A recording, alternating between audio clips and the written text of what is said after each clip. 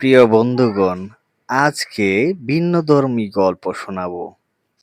একদিন দুই বন্য মুরগি খাবারের খোঁজে বনের ভিতর দিয়ে যাচ্ছিল। আর কিছু দূর যাওয়ার পর সামনে দেখে শিয়াল মামা দাঁড়িয়ে আছে। আর এদিকে শিয়াল মুরগিদের দেখে তার জিহ্বায় পানি চলে আসে। আর যখন মুরগি দুটি পালিয়ে যেতে শুরু করলো, তখনই শিয়াল সামনে ঢাল হয়ে দাঁড়ায়। এই, তুই আমার সামনে দাঁড়িয়ে আছিস কেন?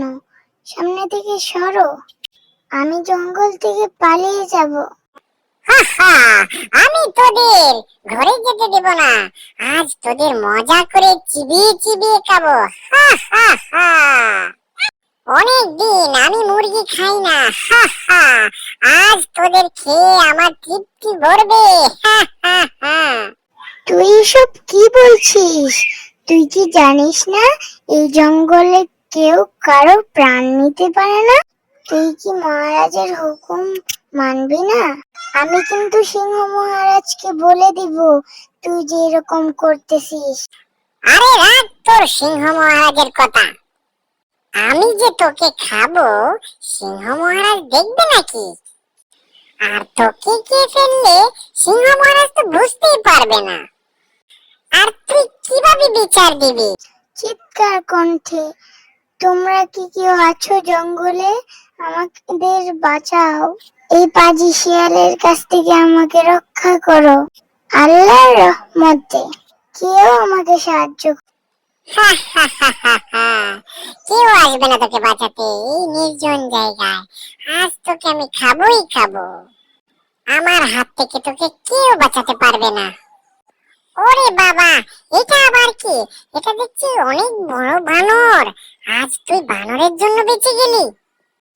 আজ তুই বানরের কারণে বেঁচে গেলি। আর একদিন সুযোগ পেলে তোকে ধরবো। ওই দিন তোকে কেউ বাঁচাতে পারবে না। আমি পালাই, দৌড়ে পালাই, দৌড়ে পালাই।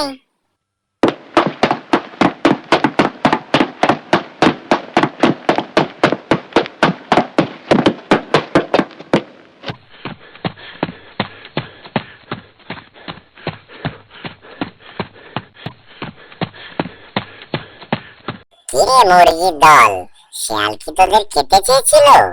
হ্যাঁ, ওই পাজি শিয়ালটা আমাদের খেতে চাইছিল। তুমি যদি আজ না আসতে তাহলে যে কি হতো ঠিক আল্লাহ জানে। তুমি যদি না আসতে তাহলে শিয়াল আমাদের খেয়ে ফেলতো। ধন্যবাদ বানর ভাই। আরে তোরা সাবধানে চলাচল করবি না? তোরা জানিস না এটা জঙ্গল? যখন তখন ভয়ঙ্কর প্রাণীগুলো তোদের খেয়ে ফেলতে পারে। আমি তো সব সময় সাবধানে চলাফেরা করতে চেষ্টা করি।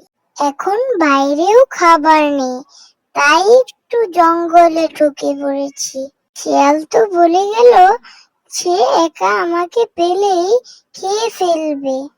আমার তো খুব চিন্তা হচ্ছে কখন না খেয়ে মরে যাই। আল্লাহ, তুমি আমাদের রক্ষা করো। আরে মুরগির দল, তোরা চিন্তা করিস না। তোরা যা সিংহ মহারাজের কাছে বিচার দিয়ে আয়। সে নিশ্চয় কোনো না কোনো ব্যবস্থা করবেই, ইনশাআল্লাহ। বানর ভাই, তোমাকে অনেক ধন্যবাদ আমাদের বাঁচানোর জন্য। ঠিক আছে, তাহলে আমি সিংহ মহারাজের কাছে যাচ্ছি।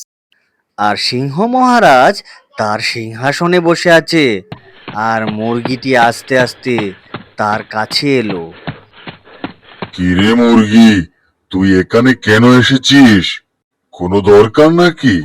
জি মহারাজ, আমাদের জঙ্গলে যে শিয়াল আছে সেই শিয়ালটা আমার রাস্তা আটকেছিল, বলে নাকি আমাকে খেয়ে ফেলবে। জানেন মহারাজ, সময় মতো যদি বানর ভাই না আসতো, আল্লাহর মতে আমাদেরকে রক্ষা করেছে। কিন্তু শিয়াল যেতে যেতে আমাকে অনেক কিছু ভুলে যায়। বলে যে পরের বার আমার সাথে দেখা হলে আমাকে খেয়ে ফেলবে। আমি যে ছোট মানুষ, যখন তখন আমাকে খেয়ে ফেলতে পারবে। এজন্য আপনার কাছে এসেছি, শুধু আপনিই পারবেন এই সমাধান করতে। তুই এসব কি বলছিস মুরগি? তুই কি আমার কথা বলিসনি? শিয়াল কি জানে না এই জঙ্গলে কোনো পশু পাখির প্রাণ নেওয়া নিষেধ? হ্যাঁ মহারাজ, আমি তো শিয়ালকে অনেক কিছুই বলেছিলাম, সে আমার একটা কথাও মানেনি। সে উল্টো বলে সিংহ আমার কিছুই করতে পারবে না।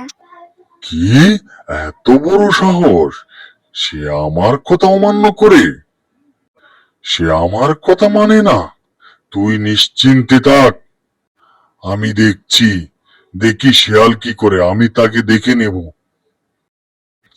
শিয়াল বেটা এইসব আমার কথা অমান্য করে সে পশু পাখিদেরকে এইসব কথা বলতেছে। তাকে এখন ডাকতে হবে, দেখি কি হয়। তখন সিংহটি রাগান্বিত হয়ে গুহা থেকে বের হয়ে আসে এবং একটি পাখিকে ডাকে।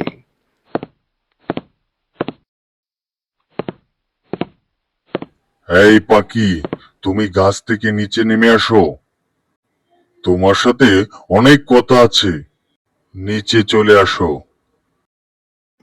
কি হয়েছে মহারাজ, আমায় যে ডাকলেন? জঙ্গলের ভিতরে যা আর দেখ শিয়াল কোথায় আছে, আর শিয়ালকে গিয়ে জানা আমি তাকে তলব করেছি। ঠিক আছে মহারাজ, আমি এক্ষুনি যাচ্ছি।